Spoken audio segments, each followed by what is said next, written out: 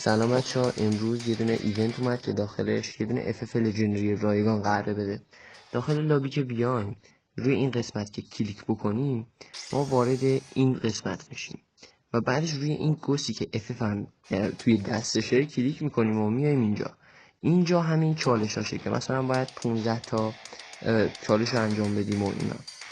که روزانه داره و هفتگی، مثلا 80 تا کلیک توی مولتی بزنی یا 50 تا کلیک توی مولتی بزنی 5 روز لاگین بکنی و اینا. که این پایین حالا ما یه دونه شاپ داریم که میتونیم با اینه که به دست بیاریم هم FF رو بگیریم، هم بیایم این جوایز باکس و اینا رو بگیریم. یا اینجا هم یه دونه قسمت داریم که داخلش میتونیم رفیقای خودمون رو بیاریم اینوایت بکنیم، کد اینوایتشون رو بزنیم اینجا، که توی قسمت راست اینجا هم